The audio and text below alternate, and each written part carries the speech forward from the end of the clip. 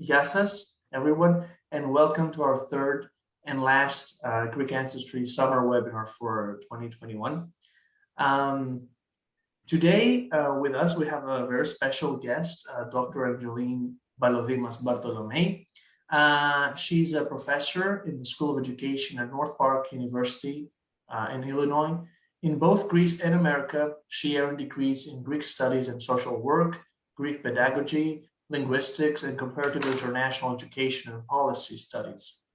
Angie has performed extensive studies on Greek and Italian Americans, Southern Italian Griki, Greek Romagnoti Jews, and the endangered Colognoro dialect of Tuscany, while she has also examined Holocaust education in Greece. Her latest work focuses on the upcoming series of Greek communities of Europe and Greek genealogy, highlighting her three ancestral villages of Pylos, Dasochori, and Kefalovrisi, all in Messinia, in the Peloponnese. For her project, Family Trees of Pylos, in April, Angie became the first beneficiary of Greek Ancestry's Village History Project Initiative Grant and received 3 DNA kits to use in Pylos this summer. The VHPI grant is funded by revenue from our Greek Genealogy Guide, which is available on our website. And the second VHPI grant beneficiary will be announced in July. So, Angie, it's a pleasure to have you with us today, and welcome. Thank you very, very much. It's a pleasure to be here. It's an honor. It's an honor to receive this award, especially when, you know, I'm so passionate about what I do. The same with my teaching. Lots of times I'll say, I'm getting paid to do this. I should be paying. And getting this award, believe me, was just as exciting because, like I said, there's a big passion behind all of this. Yeah, we can see this passion of yours for sure. Tell us, you know, as a start, how did you start this project? Oh, well, basically, I want to say our oldest daughter, Melina, was at one time living in Salt Lake and happened to go to the family search to the library out there to the headquarters of the library, and she told my husband. She said, my husband's from Italy, and she says, I found a number of your ancestors. And so he started getting interested in it, and I was interested for him. And up until then, I really didn't know much about. I lived in Greece. I went to my father's village. I knew his people. But once he died and once everybody else died, I didn't know the extended family. So one thing just led to the other. We were fortunate we would make trips to Italy and Greece. We brought our kids. And about 2008, I went and started meeting new relatives. And then we went again in 2016 and really met many second, third cousins. And I started writing down, okay, how are we related and who's who? And it just took off. One thing just led to another. And how did you, when did you start the family tree, like the online family tree? Okay, my husband had put one together years ago, but we really weren't keeping up with it. And I would say that just as my list, I was doing everything and like in Word documents, and we had Legacy, the program Legacy, and he was recording some things in it.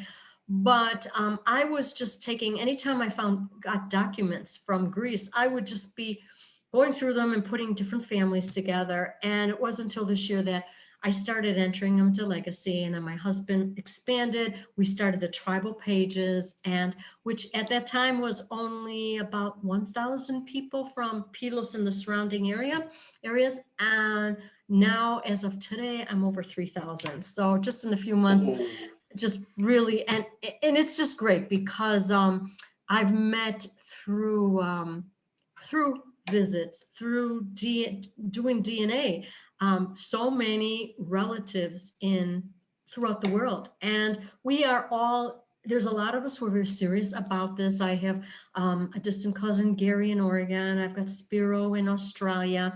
I've got my cousin Tula in Greece who helps me. She runs around trying to get as many trees and records as can be. And we sit, well, there will be times like we go on each other's trees, either on Ancestry and if we have questions, we'll be calling or sending emails and say, okay, you have that, but I just found this, so we're constantly updating, we're constantly evaluating this. And unfortunately, one thing that is so difficult for Greek genealogy is that the women are missing.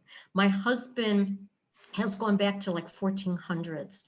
He just, and I'm so proud of him. He just did this book. I can't tell how many pages. 3,000 people, and this is for his father's village. And they're Wow. like trees. They're just trees. But he was fortunate to find everything either online, everything that's digitized. Trips to Italy, even we went to Corsica because one relative came to Corsica and they had really advanced technology out there. We Greeks aren't as fortunate because we have gaps. We don't know who the sisters are. We don't know who the mothers are.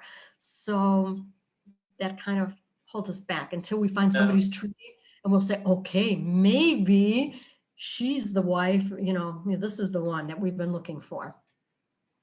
There are gaps, especially with females. What sources have you used so far? Well, okay, all the DNA sites. As far as the villages are concerned, I've gotten as many documents as can be. The Mitonarenon, the deaths, once in a while, the marriage lists. And anyone I talk to, I'll say, just send me your tree. Just please send me your tree. And I'm trying to think what else. I've gone online. I've looked through newspapers, especially like resistant papers that would say so-and-so was a resistant fighter and mother and father were this, okay. I can't tell you. It's like writing a dissertation, really. Yeah. And what about oral history? Oral history too. Well, we were very, very, very fortunate because one of my distant cousins, Gary, who you've heard me talk about him, he's in Oregon. He is a retired lawyer. When he was in high school many, many years ago, he happened to go to Pylos, and back then we didn't have technology. He would interview all the elderlies out there. And so he started putting this together. I'm talking like 50 years ago. He was putting all of this together. So we all work very, very well together, because I might have a source that he doesn't have, or that another cousin in Australia, Spiro, doesn't have. So we just will exchange anytime we come with information. My cousin Tula is a walking encyclopedia. And that's the thing that so many times people just, it's so natural that they know this information, and you'll have to say, wait, who's this person? Tell me more. There are a number of people who have written books for certain families. I've gotten my hands on those. And I'm right now in Italy. I'll be going to Greece in a few weeks. And it's going to be, yes, in a way, a vacation, but it's going to be a lot of work, just running all over, getting my hands on whatever I can get. Yeah. Have you ever interviewed people like in Pylos? Yeah, when we say interview, not officially, I would say like talking, getting their family trees, or actually my cousin Tula is doing that. She'll call up somebody and say, okay, tell me more about your family. And then she'll send it to me in Greek in an email. And then I start adding it in. And so we do go back and forth like that. And one thing we've already said that we're all going to meet at my cousin Anna's house. And I even brought a projector that I'm just going to put legacy on it, have a whole bunch of people. Even the postman is coming because he's another walking encyclopedia. He knows everybody in our village. And we're just going to sit down and say, okay, unfortunately, everything is fortunately for us, unfortunately for them, it's all in English, but I can translate it. And we're just going to go from family to family, say, okay, is this correct? Who's missing? What do you know? And that's going to be one of our, even probably one of our late afternoon evenings to do. Yeah, at the platea or at the cafeño, the No, taberna. my cousin Anna's house. We already said, Anna, we need your wall. We need a white wall. We're gonna focus. We're gonna just sit around and we're gonna work on this. Yeah. And my Yeah, cousin it'll be Anna good. was great too. She was the one that really started me in Pylos, bringing me to the Dimarquillo, the municipality, and helping out. You know, we were clueless. We didn't know about this in the beginning.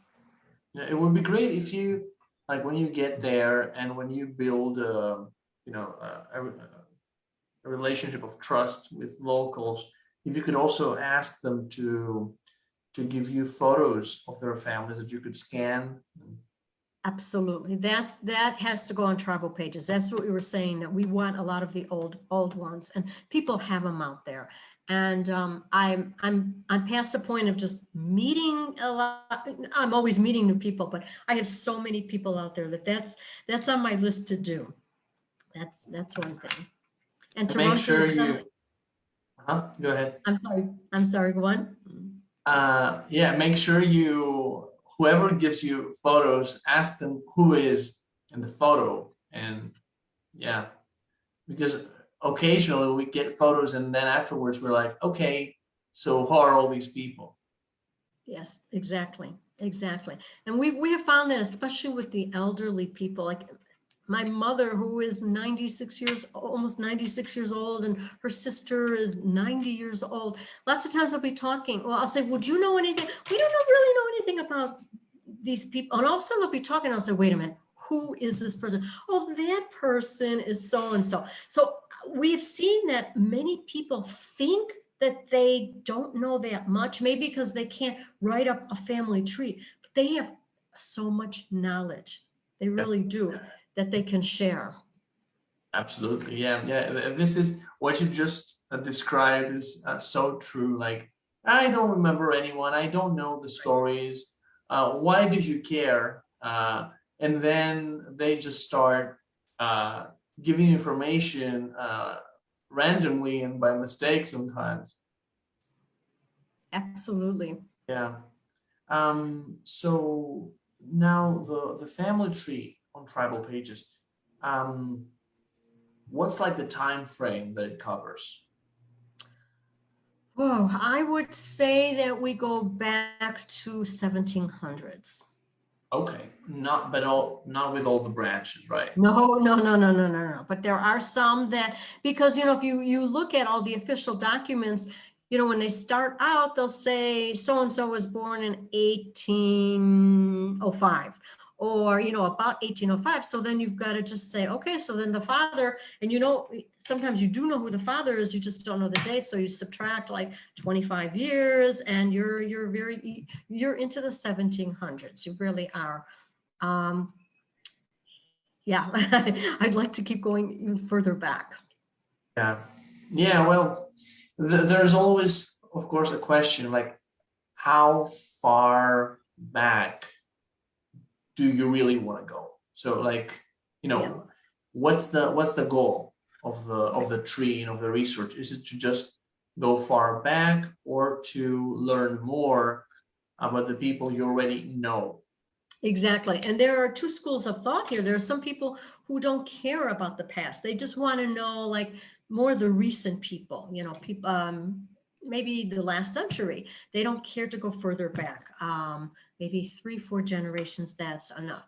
One thing though we are finding, again, thanks to Gary, even our family names, how they were derived and how somebody that was not always the family name. There's legend behind how that name became. Then there's others that will say, well, who had family names? When did family names come about in Europe? How did that person get that name? So, yeah, there's so much, that you learn, and, we keep learning. So would you say that like the majority of the people on the tree, like were they born? Like, let's say that the main group of people on the tree, are they from the late 19th century, 20th century? I would say from the early 1800s, a lot of them stem from. And it's interesting because then you start to, that's another problem. That's a very big problem with the DNA, is in our small villages, there's so many intermarriages, second, Right. third cousins could marry up until I want to say the 1920s. So when you're looking at DNA and you're looking at the chromosomes and you're seeing this person is my third cousin, was it really your third cousin, or is it because there's just so much overlap of intermarriages? And I have found so much, and I still to this day have not found enough information on my father's grandparents, I should say, grandmother on that side of the family. And I analyze the DNA, and I'll say, okay, I think it's the Caldes family. I just have a feeling it's this. And again, my cousin Tula was very helpful in finding out that my great grandmother, her name was Magdalene. And how did she find it? She found some very old, for the Saturday of Souls, Psychosabato, the names each family put. And it was that name that was attached to my grandmother. And she said, your grandmother was Magdalene. I said, oh my goodness. Okay, now this last name, we have to find who this last name is. Yeah. Where did you find that paper?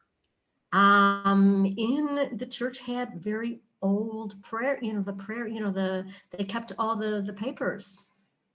And so then that's another thing, is trying to get into the churches, and there are records out there. Oh yeah, and tell me about it. In Sparta, what we found was incredible. The year before. Oh, what Carol was showing and what she's put on, yeah, really, really incredible. So like the church in Pylos, do you know how old the records are? There are many churches, and there are many like little towns and stuff. So we don't know how far back. We don't know, what's really there. Many records have been transferred to the archdiocese, and that's what I'm hoping to discover more this summer. You mentioned resistant papers. Tell us about that. Okay, so I want to say that in the 1990s, they were coming out with the newspaper. The government was coming out with those, and then the official Greek government papers. Every year they would be, if you do a search, you do a search in Greek, just put in somebody's name and the town they came from. Chances are, you might find family members that they served in the resistance. And I asked my cousin, I said, well, why didn't they just make one big list? And from what she told me is, number one, it was very hard to gather this information because, number one, it's political. And in order for these people to be recognized, they had to bring 2 witnesses with. And that also is rather political. Maybe some people don't want to show their side. And then again, when we're talking about the resistance, which resistance are we talking about? Right, but right. There are for women and for men and women, and they give the age, they give the mother and the father's name. And yeah, I've gathered a lot of information from them. So useful, because if someone was like in their 30s during the resistance, they would have been born in the 1910s. So their parents would have been born around the 1880s, 1890s. So that's already important. Yeah. And especially with the women, because here again, you find out, okay, here's some women that, were not listed, unfortunately, in Miton Arenon, and Yeah. you get them there. Have you been to the archives in Kalamata? Yes. We actually went and found my great grandparents' wedding, in there, and we plan to go back again this summer for because out of the 3 villages, 2 of the villages feed into that. The municipality, you mean? Right, right. So hopefully we'll have some cooperation there. I know, you know, there's issues about them releasing a lot of this, a lot of these documents. When we went, the one time we didn't have any promise, but I've heard that since the EU privacy law came out, it's a bit harder because, and unfortunately, because we do it here in Italy, we're running to churches and municipalities getting old documents, and we have no problem. But in Greece, I think they, somewhere along the line, it's misunderstood that these documents, that this privacy law is for all documents, and it's not for those who are dead. You know, it's Right. Yeah, and they concern living people. right, right. Yeah. There is a misunderstanding, and the reason behind that is because there is no real archival policy and mentality in Greece. So anyone can just use their own interpretation of EU law. Yeah, it is hard. It is hard. Let me ask you, so you have 3,000 people on the tree, right? What's your focus? So are you like, okay, I'll focus on my family and just and add anyone I see related or whatever? Or are you more into like, okay, I'm going to work on this family now, that family then, and you just try to exhaust all sources? Yeah, I go both ways. At first it was finding out my family, but then the more that I saw these intermarriages and this one coming, okay, and so my father was from a village in Kinivu, okay, a village in Pylos.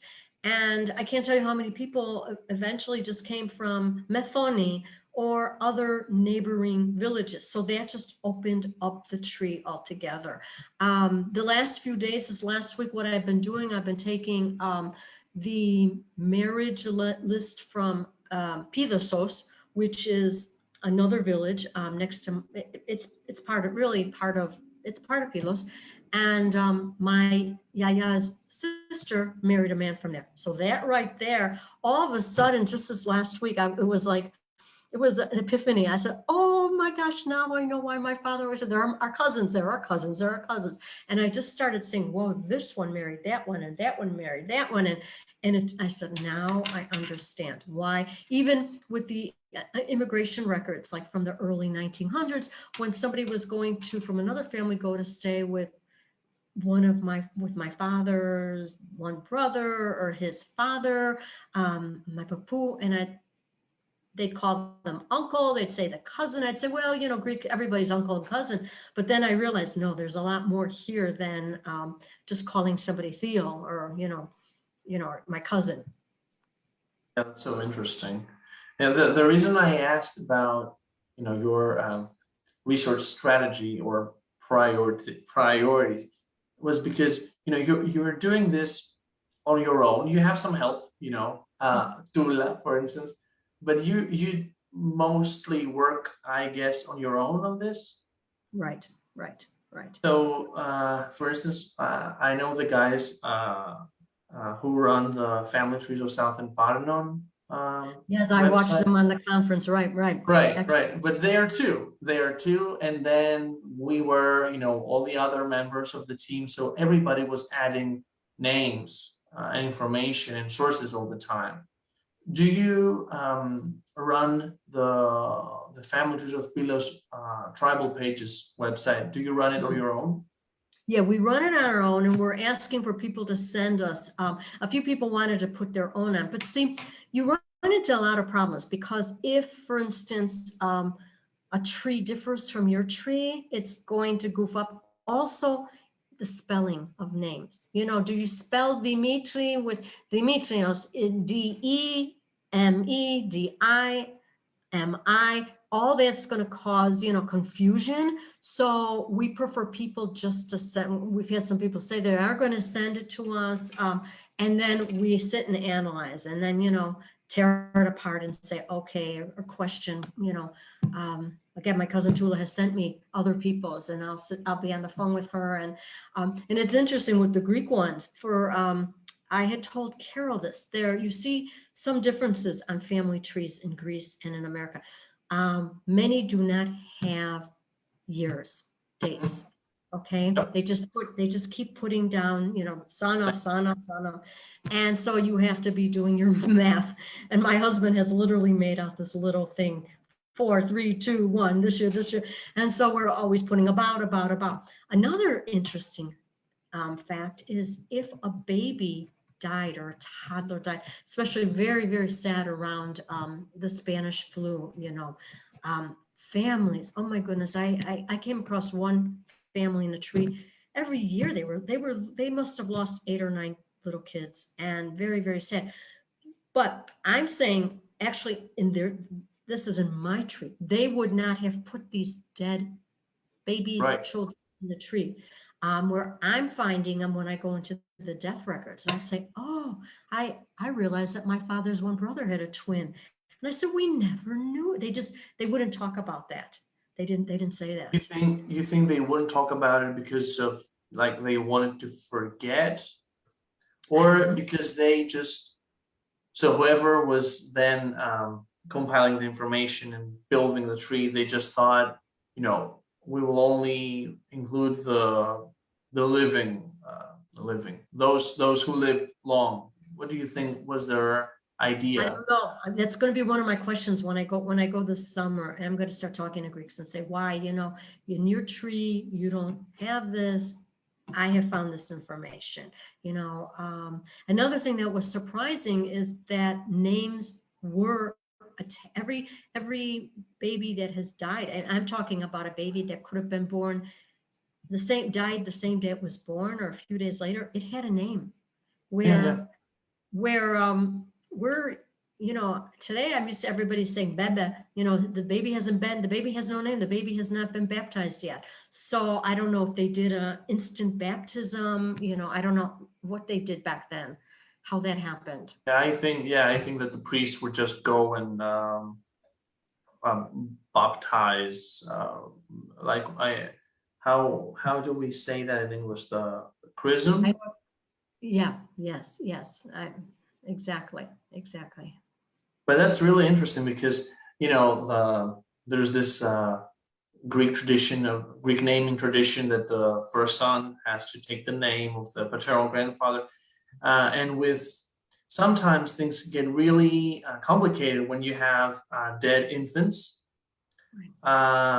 because the name sometimes is lost, and you think like, oh, so why wasn't this name, you know, preserved in the family? Right. Or the other, because my grandmother, my father's mother, actually kept losing sons, and she kept naming the son giving the same name. It was Elias, it was Elias. Then she stopped giving that name, and then she gave the boys other names, and then the very last son was Elias again. So I didn't know if that was allowed, that, you know, you would give that name again if somebody was deceased. I've seen that too. Right. I know they don't do like in America where they'll have like Robert Senior, Robert Junior. You don't see taking the father's name, very seldom would something like that happen. And but you do see that you see certain patterns, like especially with the deceased siblings. Another problem that I'm sorry. Another problem another problem that we seldom run into is the year of birth. In the when in the Mito Narrano, let's say that it could say that Demetrius was born in 1896. In the death record, it will say it will give the age, and you say, well, that wasn't 1896. That was really 1890, what would be 1895. They add a year. So I think when somebody, you know, how the Greeks will add a year the first year. So when somebody dies, they're going with that extra year. So then you have to go back and change the records. and say, okay, there's many times I'll have a few different years because I'm not sure. And then when they immigrated to the United States, that was a whole different story. Or the census, oh my goodness, that the years could be off by 5-6 years. Even more. And when that happens with males, at least you have let's say a variety of sources which you can use in order to confirm. But with women, when you have no sources, you can just you have no other choice but to use what you have, even if it's wrong. Right, absolutely. I'm sorry, go on. My dad's grandfather, he was a priest in Laconia, in Yerai, and along with the municipality clerk, they were keeping the records. And my grandma says that so many times they just fixed the birth years of girls so that they could get a better marriage. So the priest, together with the clerk, they fixed the records. Oh my. Oh, yeah. Well, I've heard the same with the immigration records, that many times the men would say they were single. I was pulling up my hair saying, okay, this Constantinos has to be, I was looking at one family and I found the daughter, but then I saw he arrived in Chicago and he claimed he wasn't married. And I said, he's not married, but she was born in 1900. He came in 1903. How was he not married? And there were different reasons for that. Sometimes I had heard that some men were afraid that if they said they were married, they wouldn't have the opportunity to come to the United States because people would think they would be bringing maybe the wife and the family. I don't know how true that is. The census reports are very off, with name differences, age, and my mother said that she remembers them coming to the house, and they were American people speaking English, and they couldn't understand the immigrants, what they were saying, and they would just write down anything. They didn't understand the accent. I have found some handwritten dictionaries that Greek immigrants would write while in the States, where they write the Greek meaning of the English word, and the English word is in Greek characters with whatever they perceived, heard as an accent. Right, absolutely. And that's sometimes when I'm searching, especially on the American documents, in family search or an ancestry, I start playing games. I'll say, okay, if I was Greek, how would I say this Exactly. name? I'll start spelling. Or for example, my last name, Balodimas, the Mi-P. I'll say, okay, I wonder if any of them came over and literally wrote with Latin letters MP. Sure enough, it happened, and I'll find the source. Yeah, playing with spellings is always helpful for US records. But even with Greek records, because we need to realize that surnames did not really have a correct spelling. It was just the standard spelling, which does not mean it was correct. Right, exactly. And we have that problem in my mother's father's village. The last name was Tsotsios. So right there, some would write it some would leave out the iota, some would write omega, some would write omicron. And the records are, you have to look at all different ways of, how these and then categorized. TS, TZ. Right. Yeah. Right. Exactly. Yeah, we do offer some help with that on the website, so someone can just fill out a little form, and we get back to them with the standard version of the name spelling for free, of course, because it's really, you cannot do anything if you don't know like the spelling. Plus, okay, you can read Greek. You speak Greek, right? Oh yeah. So you're more familiar. You can come up with the different possible variations and stuff. Mhm. But someone who is not familiar with the language will have serious issues. Right. And you've been such a help. I know I was talking to a distant relative who just has contacted you, and you're helping her find some of her family's records, because when people don't speak the language, it's Right. very, very difficult. And what you've done is just excellent. Even when I'm going on My Heritage and I'm looking for the article, and it'll say which translation, and I always close it because I don't really need. Sometimes I put it on just to see what's going to come up, because maybe somebody else has done a tree or something, and it's helpful. But what you've done, it's excellent. And it saves a lot of time. I'll be honest, lots of times, instead of, because I was going into the GAC records all the time and thinking, okay, at this period of time, where did this village fall? Did it fall under Methone, like for instance, Methone?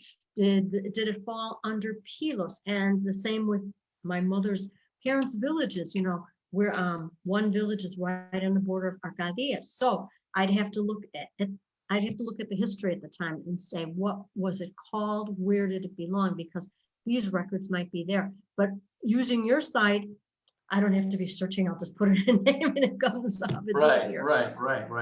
And what we also do, like in the database, in most cases, we use both names of villages, like the old one and the new one. Yeah, I've seen that. Yeah, no, it's really tough sometimes. Anyway, how tell us, how many people have you tested DNA? You know what? I really haven't. My family, of course, I've met so many people through testing. Okay. This is so much, so much. If the people aren't in Greece, and I feel I should say that too.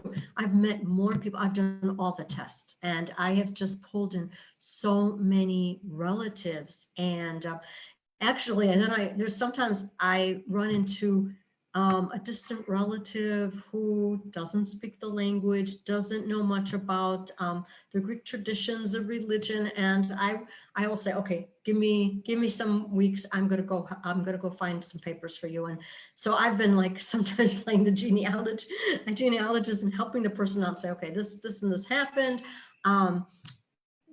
But yeah, I don't think, if you're really serious about this, I don't think you can do the one without the other. I really think you need to do the testing and then all the archive work. Yeah, because like in a way, with your project now, you are the expert in the area. So you are the one who is more familiar with the families, with the information, what's recorded, what's not. So you're the best person to also conduct the archival part of the research. Wow. So how are you planning to expand and develop your project in the near future? Okay, just keep gathering as much information as I can. It's never ending. It's just going to keep going and going. And it's like Christmas. It's like when all of a sudden, I find something. I'm just like, oh my goodness, this. I've been waiting so long to make this discovery, and I cannot wait to get to Greece in a few weeks. And I feel sorry for any of the municipality people that I come in touch with, because I'm going to be very adamant that I need to. I want to look at these records. I want to, they have to understand we're not doing anything, that we're helping, we're preserving Hellenism. We're preserving, this is going to stay. This is, this is there. This is something that has not been done. And one relative couldn't understand why we even wanted to do this. We were sitting in our platea a few years ago, and she actually asked my husband, she's, why? They're dead. Why? They're dead. And I think my husband's answer was just spot on. It was beautiful. He said, well, I loved my father. I was very, very close to my father. My father loved his father. And he was very interested in the family. His father loved his father. And it just is something that out of respect, out of love, we're doing this, we're doing it.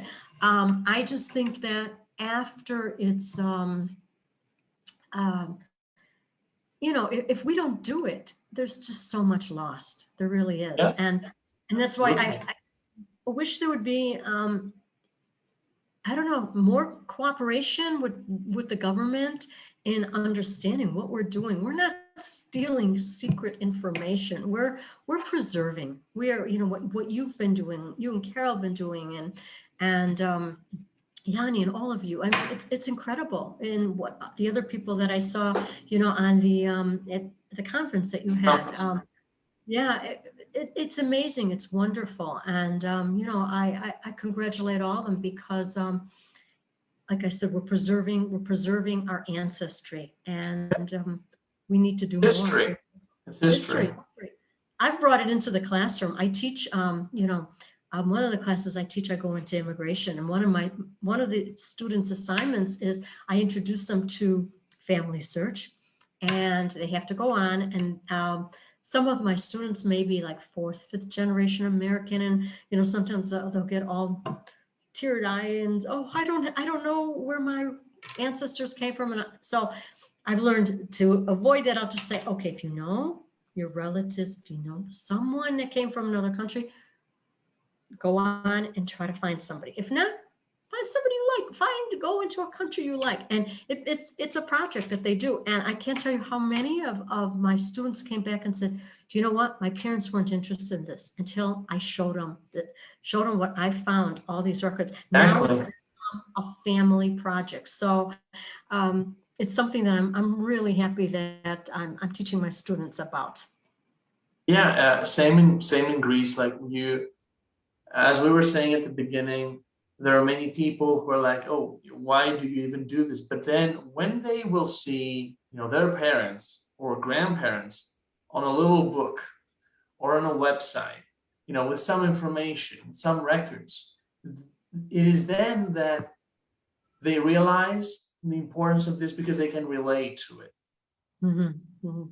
If you tell them, I'm trying to find my 5th great grandfather who lived 250 years ago, they might be like, okay, who cares? Right. But if you show them something they can relate to, I think they become more interested.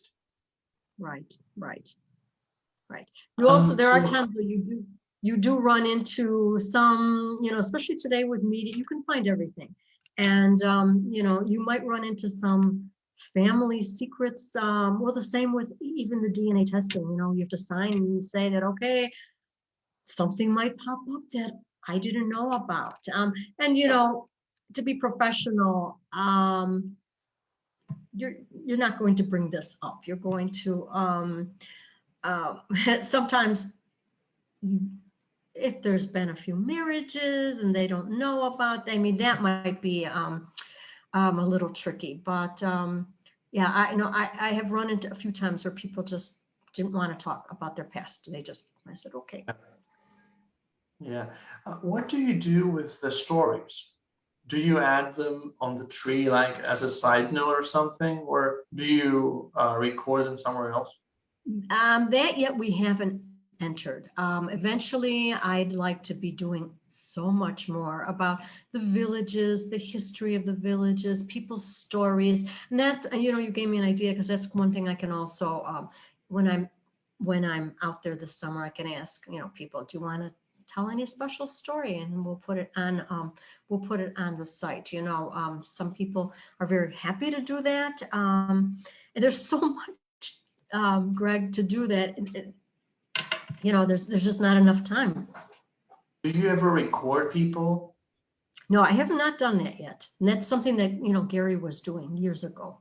I think he was he recording, or he was just writing down everything back? And we're talking, 50 years ago, what was out there to do? He was interviewing, but I think he was doing it by hand, but yeah, that's another wonderful idea. I've recorded my grandparents three of them. The fourth one he had passed before I started doing genealogy. But I think it's something. It's a source of the future. I agree. To preserve their personal account and their voice. It's wonderful. So this summer, you're going to Pylos. How long are you going to stay there? We are just going to Greece for about 3 weeks, and then we'll come back here to Italy. We've been here in Italy since May. But we're going to Athens just for a few days, and then we'll go to Pylos, and we'll be taking side trips. We'll go to the other villages. We'll stay. Pylos will be our base, but we'll they're like about 45 minutes away, the other villages. So we'll be going back and forth. And I hope that the GAC, the archives, will open. I think they have not opened yet. Oh, I didn't know. Due to COVID restrictions. Oh, okay. Thanks for telling me that, because I wasn't aware of that. I know there were special hours. That's something we have to find out about. But even if we can't get there's just so many other places that. Oh, absolutely. Well, I forgot to say in my other village right now, the tribal pages is for Pylos, but I'm going to expand it to. There's a link that leads to our family trees, our family websites, and we have stories about all of our villages. And eventually, I'm going to do more for my mother's parents' villages. And my one cousin in the village of Kavalovlisi, Pericles, is the president of the village, and he actually brought us into the church. And we went up like in a little attic, and there was a file cabinet, and he brought out old records. When I'm saying old records, you could barely turn the page. It was a shame that we said, we were taking pictures very carefully, but we found out so much information from those. We have another, from the other village, my mother's village, we've been working with the municipality in Meligalas, and they've been wonderful too, just sending us information. So that's another really, really important tip that I would give, is just to start meeting people. It's impossible on your own to just find all this information. I mean, what I'm doing right now is a collection of gathering so much. People have helped me, sent me things. Or I've had access to get on their family trees on Ancestry or on whatever. Yeah, you definitely need a network. Yes, we do. Yeah. Any other tips you would give to someone? Be patient. And don't give up. Just be patient. There are days.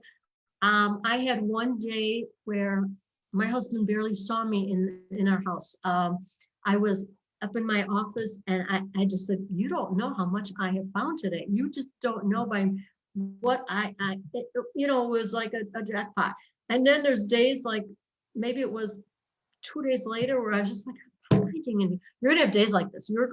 Or confusion, complete confusion. One thing that's really, really difficult is when you have these lists, and okay, you have, here's Konstantinos. Well, guess what? His cousin's Konstantinos. So fast forward to 25 years later, where both Konstantinos are married and have kids, and you're like, okay, how can I put these kids on? Whose kids are they? Which Konstantinos' kids are they? So that's another thing that where there's many delays, there's mistakes, there's times we're all going on and deleting and sending emails saying, I just want you to know that was a big mistake. I just found that, either that I made or that it was out there. Yeah, but you have to keep up with it. And one last question from me, and then maybe we can answer some questions from the audience. How would you suggest that people approach locals to get genealogical information? Good question. And yeah, you know what? And I know I read on the site too about somebody, there's lots of times there's questions of people who are going and they don't really speak the language. They just know, Papu was from this village and they're going out there. The people are very, very eager to help, they really are. But again, you've got to start from the beginning, a little at a time. I would say that somebody who was starting out, try to find as much information in the States and bring it out there. That helps a lot, wherever they're coming from. And just start small with their own family tree. And then, I mean, this is years, we've been doing this, we've been really working on this for many years. And now it's really taking off. Yeah, we can see it's,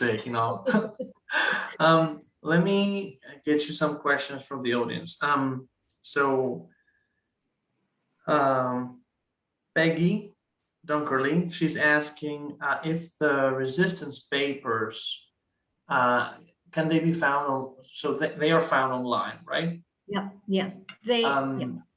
Is there a specific website or?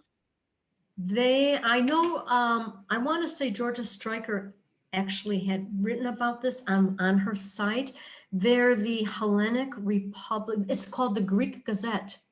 Hellenic Greek Gazette. Yes, and I don't think you can.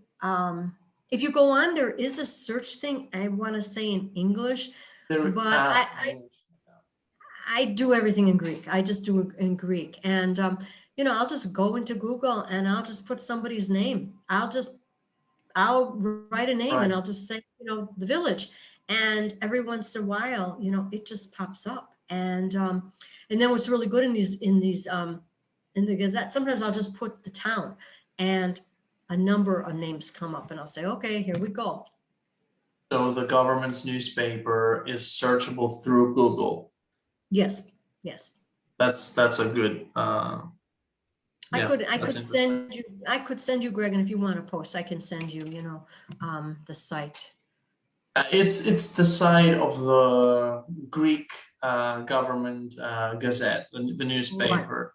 Right. I think that if people Google that, they will find the website. Now Georgia Stryker, she's asking if you have a separate tribal pages page for the village, Pylos, and separate pages for the family trees. Okay, so we have a few pages. On the tribal pages, that is really our database. What is really nice about that is you just put in a name and the family trees start coming up. We also do have a family tree site. That's another one. All the information was actually sent to you when I was awarded. It had all this information, and I believe on tribal pages, one link can take you into the other, and also on Facebook. The good thing, what I like about tribal pages is that there's that little description box by the name of the individual listed, and I use that to either note stories or to note the sources. Do you note sources on the tree on the website? On the tribal pages you're talking about? Yeah, not yet. I haven't putting that on. I'm starting to put that. What I do is I put everything in our legacy program, and then of course got it. You transfer.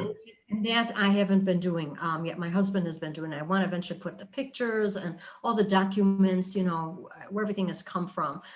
Again, a lot of work, a lot of time. Oh yeah, and if you do it on your own, it's even tougher. Yeah, absolutely. Yeah, I can imagine. Let me see if we have any other questions from people.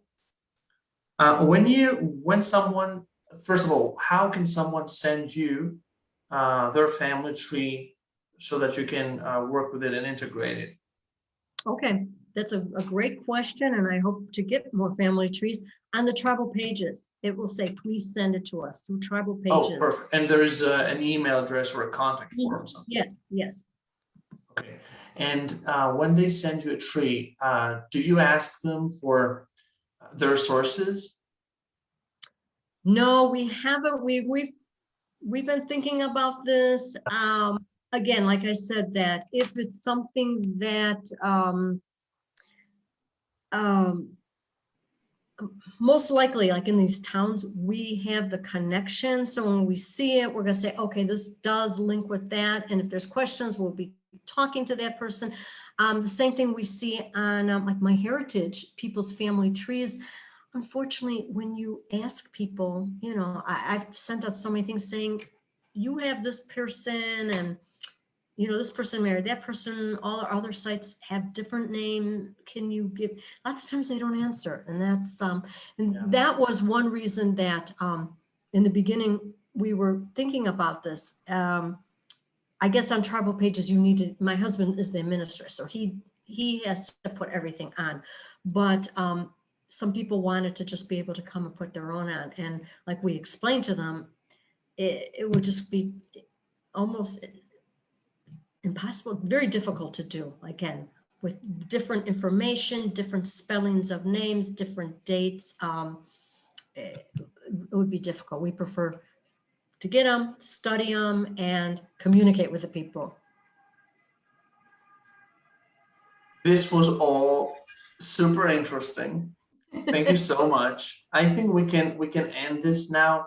Some people are asking about the VHPI. So if I may, I just want to say a few words about that. So we started the Village History Projects Initiative in January. We announced at the conference, and the goal is to help people connect and exchange information by fostering collaboration.